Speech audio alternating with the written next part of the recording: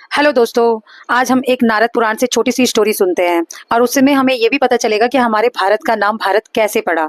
तो देखिए, एक बार विश्वामित्र जी जो कि हैं घोर तपस्या कर रहे थे। जब कोई भी ऋषि मुनु घोर तपस्या करते थे उस समय इंद्र को डर लगने लगता था, क्योंकि इंद्र जो होती है ना, इंद्र की पोस्ट कभी भी छिन सकती है। देखिए, इंद्र कोई भी एक व्यक्ति नहीं होता है।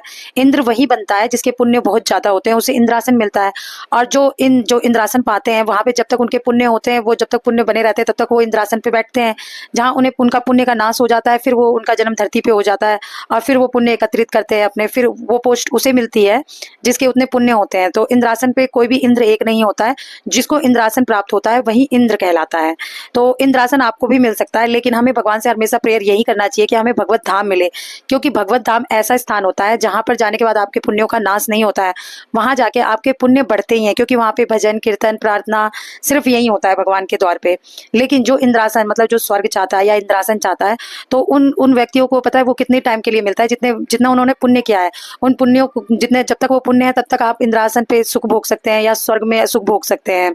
और जैसे ही आपके पुण्यों का नाश हो जाता है वैसे ही फिर आप उस जगह से मतलब आपका पोजीशन खत्म हो जाता है। इसीलिए हर व्यक्ति जो कि भगवत धाम जाना चाहता है, गोधाम जाना चाहता है। तो इस चीज को भी आप समझ गए होंगे कि मतलब कि हमें भगवान से क्या कहना है। हमें भगवान से ये नहीं कहना है कि हमें स्वर्ग दें या इंद्रासन दें। तो जब कोई भी ऋषि मुनि होते थे ना, वो घोर तपस्या करते थे तो इंद्रासन हिल जाता था। तो इंद्र क्या करते थे कि उनकी तपस्या को भंग करने के लिए उनके पास बहुत सारी मेनकाएं होती थी, मतलब अप्सराएं होती थी। तो उन अप्सराओं में से एक थी मेनका। मेनका को भेजा उन्होंने विश्वामित्र जी के तप को भंग करने के लिए। तो वो अपने मतलब कि मिशन में कामयाब भी हुई। उन्होंने जो कि विश्वामित्र जी को मोहित भी कर लिया और विश्वामित्र जी के साथ उन्होंने जो कि उनको पुत्री हुई शकुंतला। उन शकुंतला का जो कि विवाह राजा दुष्यंत के साथ हुआ था, और राजा दुष्यंत का ही जो पुत्र हुए थे भरत, उन्हीं का नाम भरत पड़ा था। और उन्हीं भरत के नाम पर ही हमारे भारत का नाम पड़ा भारत।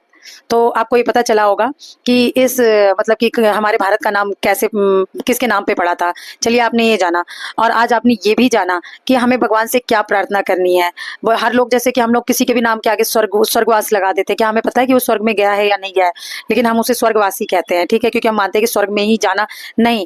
हर एक आपको हमेशा भगवान से यही प्रार्थना करनी चाहिए कि हमें भगवत धाम मिले, प्रभु की शरण मिले, क्योंकि वहां हमारे पुण्यों का नाश नहीं होता और 84 के चक्कर में हमें नहीं पड़ना पड़ता है। अगर हम स्वर्ग में जाते हैं या इंद्रासन को प्राप्त करना चाहते हैं, मरने के बाद सुख की इच्छा रखते हैं, मतलब भक्ति की जप की तप की इच्छा नहीं करते हैं, तो फिर हमारे जो कि पुण्यों का नाश हो जाता है और फिर हमें 84 के चक्कर में घूमना पड़ता है।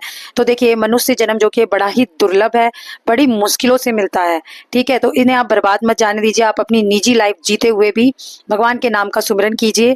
और देखिए, सिर्फ आपने प्रेमानंद जी महाराज को भी सुना होगा, सिर्फ जितना भी आपको बताते हैं